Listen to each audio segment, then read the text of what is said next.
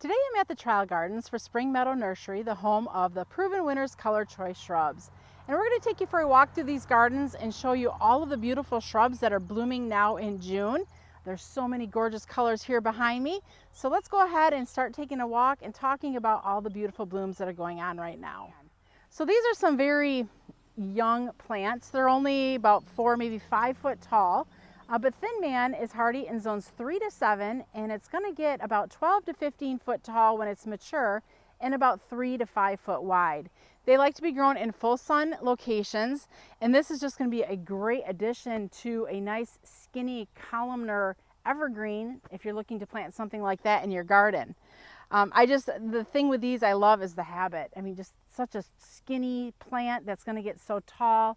Kind of a conversation piece, I'd really say, if you're looking to plant something unique and different, or even if you're looking to create a hedge that's just not, let's say it's a small hedge, 10 foot or so, and you don't want one giant plant that's going to get, 10, 15 foot tall by 10 foot wide.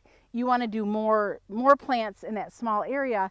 Plant about 5 of these or so, and you can have a neat looking hedge using 5 plants that will give you the evergreen protection or privacy from perhaps your neighbors, or maybe you have a trash area or something that you want blocked out. But really this Thin Man, we've had a lot of people interested in this plant, and I was happy to see it out here in the garden. Although not mature, I think it gives you kind of an idea of the process of what the plant looks like as it's in its growing cycle. Look at this beautiful border they've created. Steady Eddie is a double file viburnum. It gets about 4 to 5 foot tall and 4 to 5 foot wide.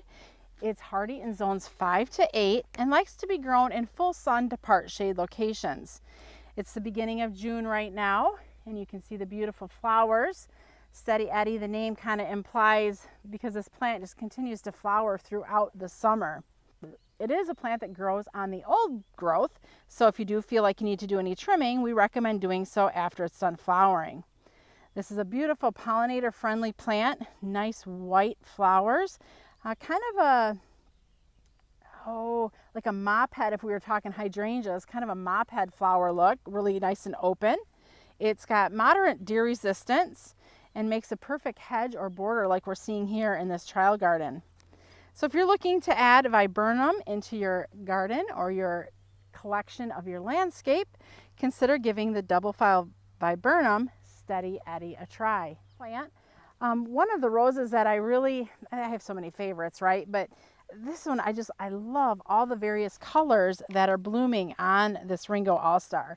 There's shades of peach, shades of pink, shades of purple. I mean, all the colors, I feel like there's just so much color going on this plant. Ringo AllStar is a rose that's hardy in zone 4 to 8, and it gets about 2.5 to 3 foot tall and 3 foot wide. It likes to be grown in a full sun location, and it's very fragrant as well. I'm loving the smell. It's a pollinator friendly plant, but this is not going to be one of those plants that would be considered deer resistant. Great for low hedges, borders, or just placing a few in your garden for the beautiful array of color that the blooms bring. Check out these Rise Up Ringo roses. So last year when we were here, they were still a fairly young plant, but man, they are mature now and they are gorgeous. So I'm about 5'9", and I think we're about the same height as these roses, or definitely very close. They're grown up kind of a pole, and they've got some wiring through them to kind of hold them so they don't fall. They're a climbing rose. So Rise Up Ringo has beautiful kind of golden yellow, but even some of the flowers are a little bit lighter yellow, and they've got that magenta eye, which is often seen in the Ringo collection, and I believe all the Ringo roses have that magenta eye to it. These roses are hardy in zones 4 to 8, and they can get 3 to 5 foot tall. So like I said, I'm 5'9". They're a little bit taller than what I am right now, and about 2 to 3 foot wide, which I would say that's probably pretty accurate too on how wide these roses are. They like to be grown in full sun location, and the thing we're noticing is there's roses from the base of the plant all the way up to the top. It's the beginning of June right now, and I would have to say these roses are like perfect. They're at the perfect point of flowering, and they're going to continue to flower throughout the entire summer. They're low deer resistance, so definitely don't plant roses if deer are in your garden. But this is simply one of those roses that you are going to enjoy. Get them on a nice trellis or on a obelisk or something like that to grow them up, and you are going to have just a bright ray of sunshine throughout your garden throughout the summer. Rise Up Lilac Days Rose. It smells beautiful. I can't really describe the smell. For those of you maybe who've been to Mackinac Island, if you've been to the Grand Hotel and they have all that geranium smelling soap and such, it kind of smells like that. Although it doesn't smell like a geranium at all. I don't know, that's just kind of how I'm like correlating that scent. But Lilac Days is a beautiful upright shrub. I'm 5'9", it's about the same height as I.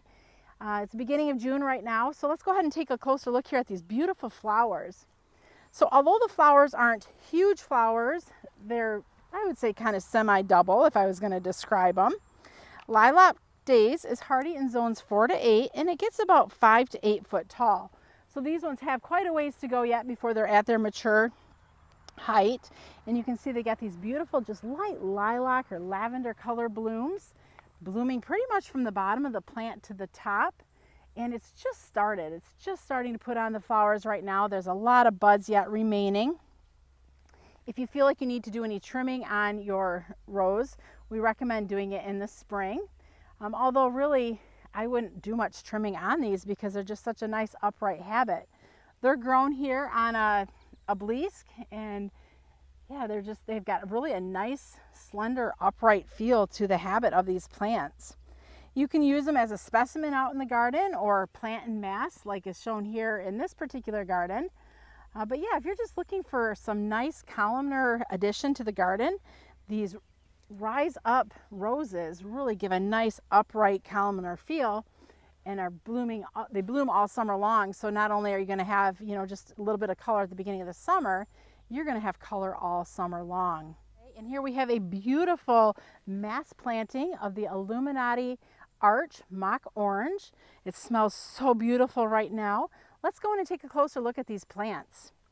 So here in this planting, it looks like there's about 7 or so different plants, which is kind of nice because then you're not just looking at one plant, you're seeing several different plants and how they're growing and how they're looking out in the landscape. Illuminati Arch is a Philadelphus. It grows in zones 4 to 7, and it gets about 4 foot tall when it's mature. It likes to be grown in full sun to part shade locations, and it's more of an early summer flowering shrub. If you feel like you need to do any trimming on this, it does bloom off of the old growth, so we recommend doing any trimming if needed after it is done flowering. Beautiful pollinator friendly plant. We've been watching the bumblebees kind of buzz about. Moderate deer resistant, so kind of keep that in mind if you have deer.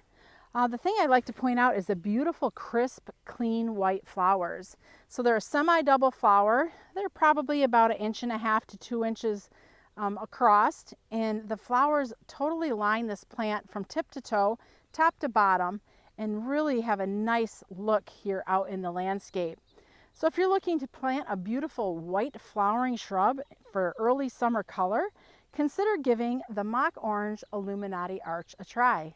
And today I think we hit the jackpot. Here we have the Kilocanthus Aphrodite, and it is in its prime blooming cycle right now. This plant is loaded with beautiful, beautiful blooms, and let's see, fragrant as well. I'm in awe of all the flowers that are on this plant right now. Let's take a little bit closer look at the flowers and at the plant itself. Aphrodite is hardy in zones 5B to 9, so pretty much almost anywhere, unless if you're in the really cold areas, this plant can be grown.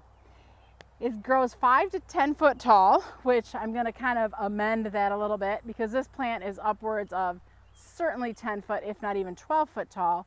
It's a very mature specimen though, so as shrubs continue to get older, they do put on a little bit additional height.